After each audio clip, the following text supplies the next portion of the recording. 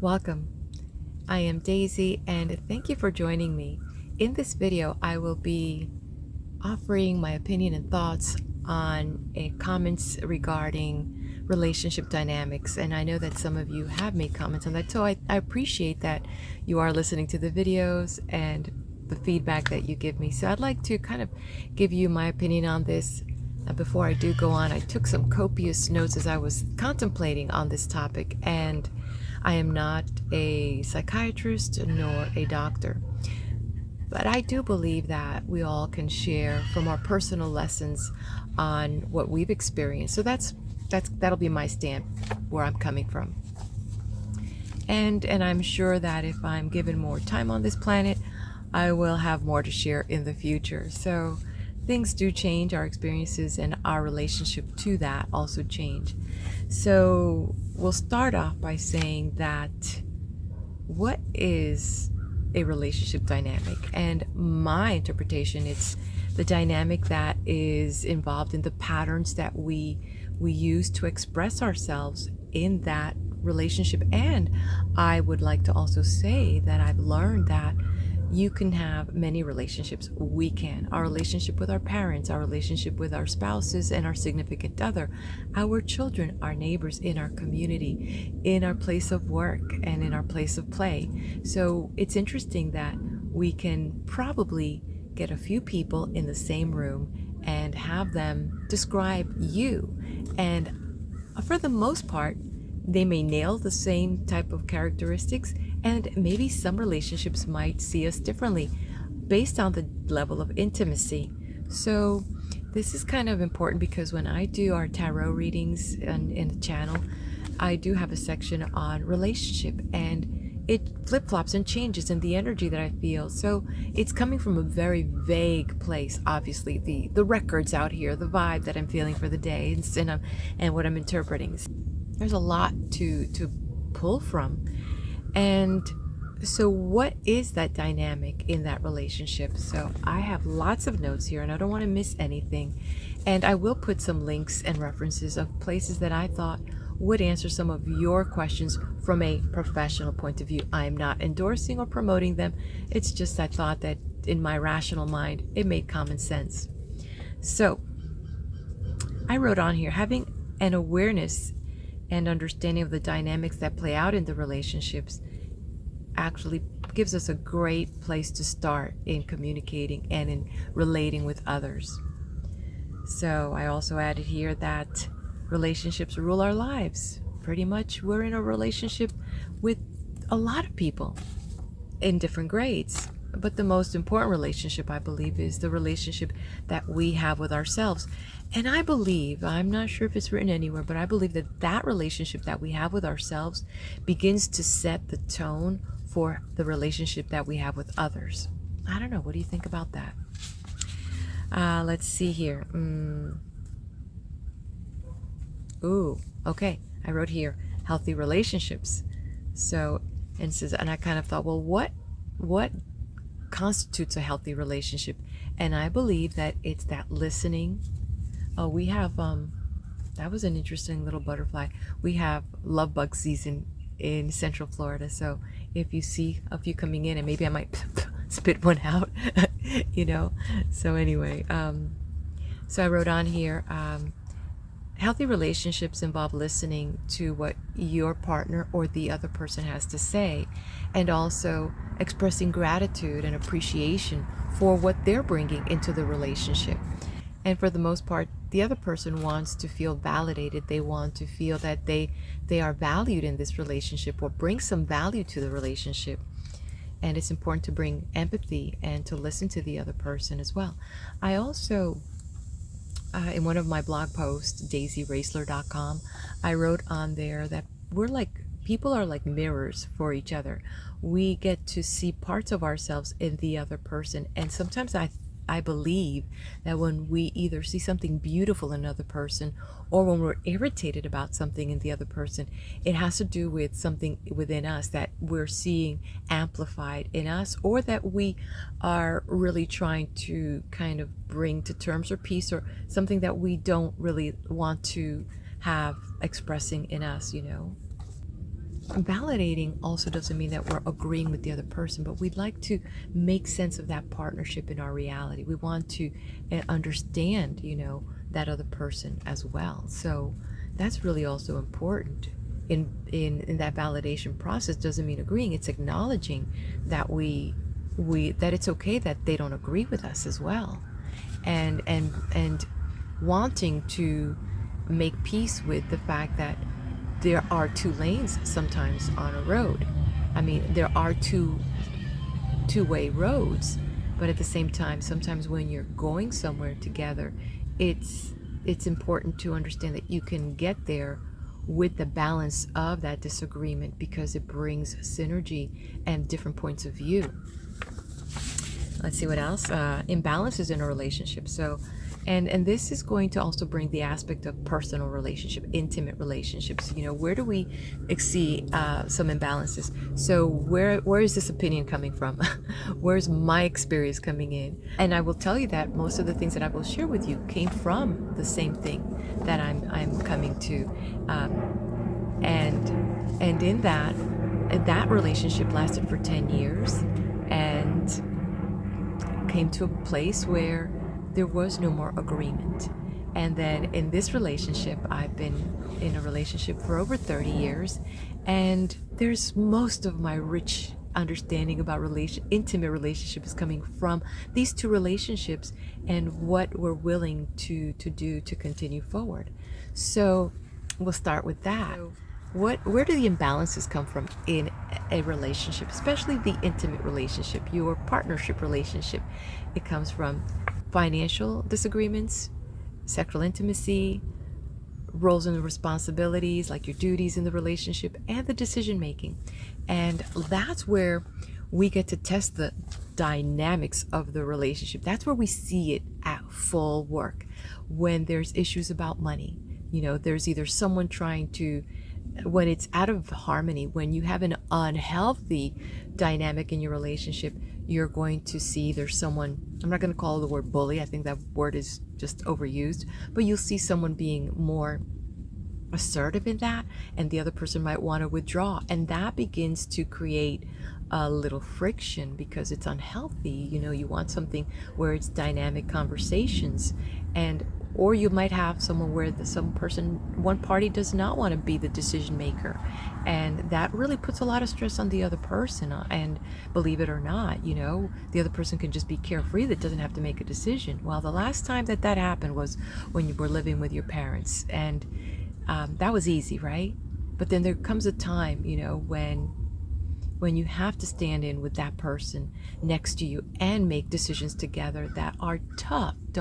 It's almost like you're just as guilty for allowing that person to make those decisions for the whole family, unless you're okay with it, but then you can't complain about that, right? But the other person, it's a lot of burden for that person. How fair is that, right?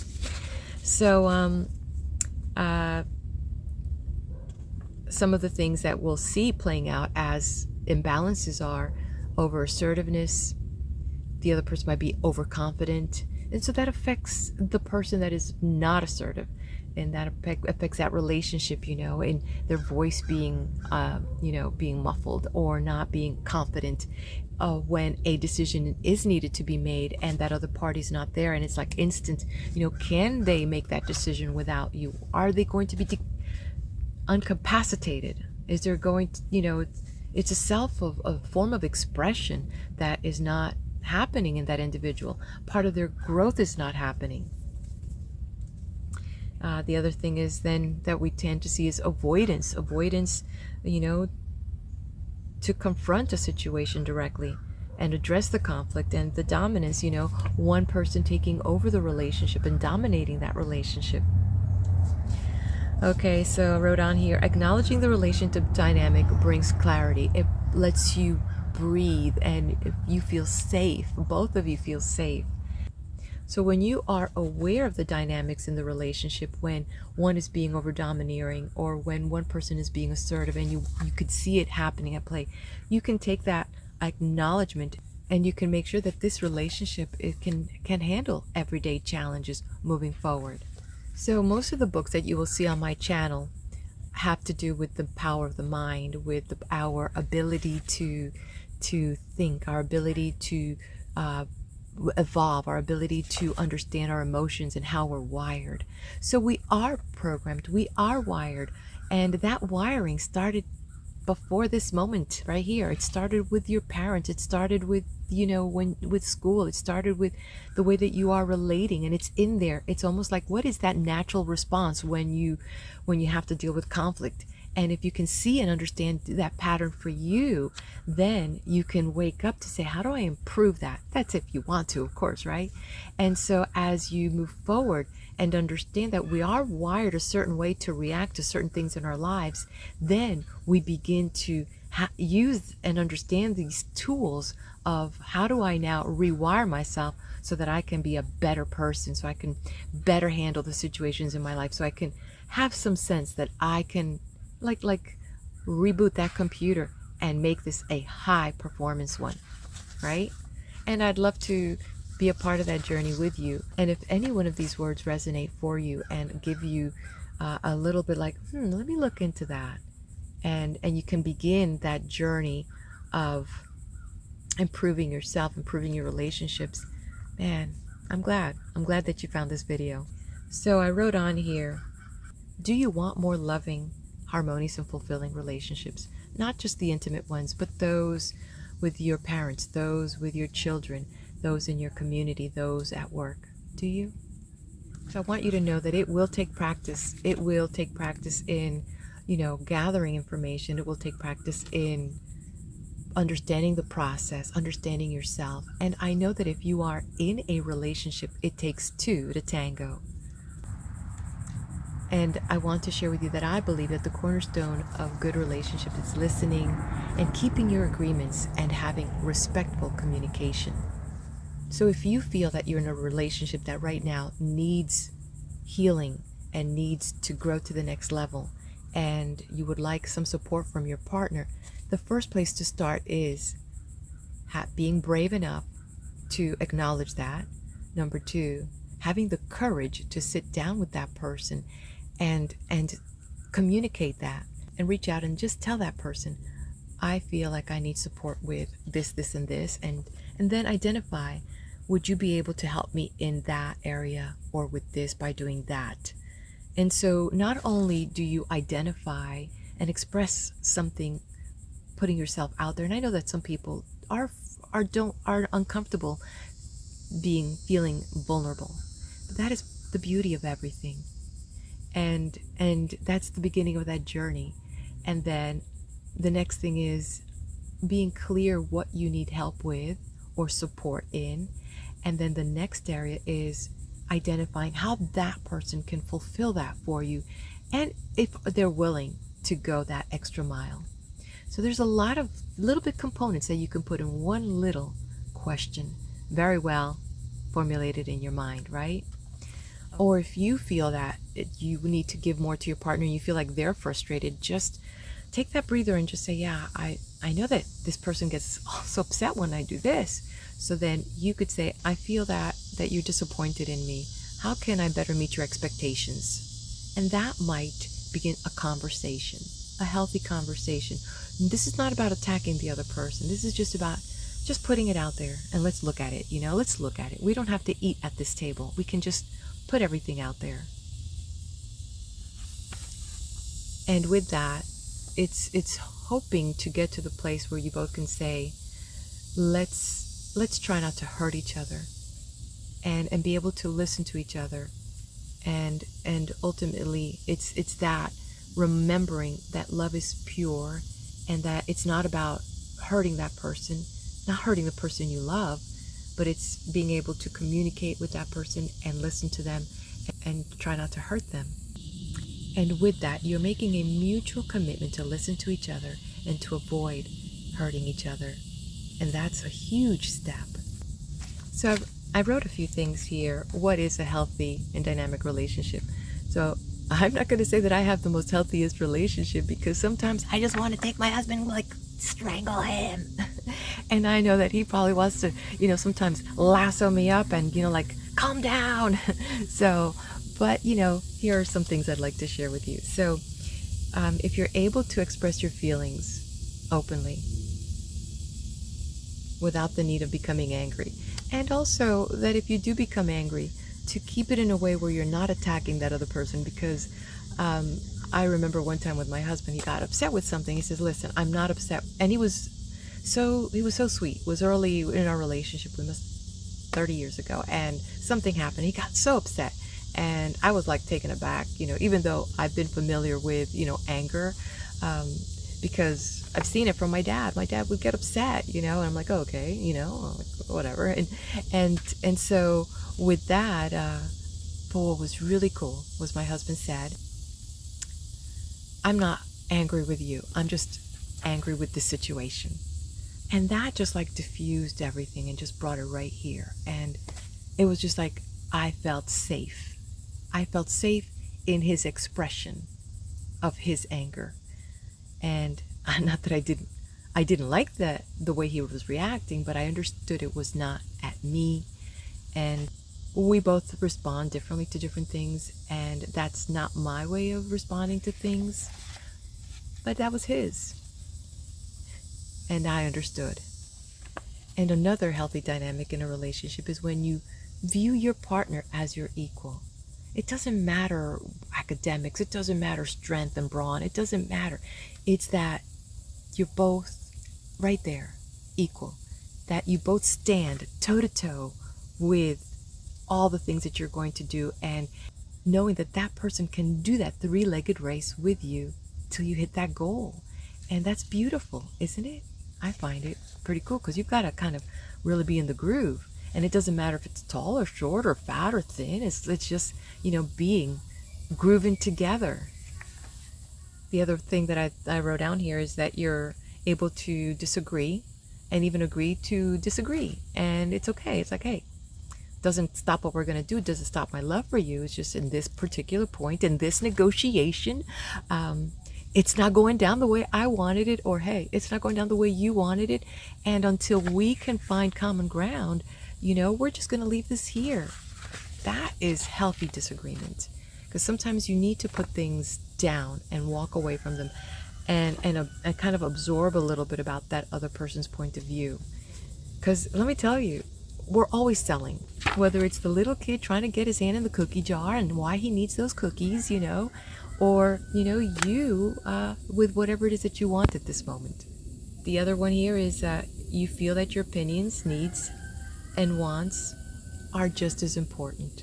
Every now and then it's good to have a weekend off and go wherever you go to talk about those dreams. What are your dreams? What are my dreams?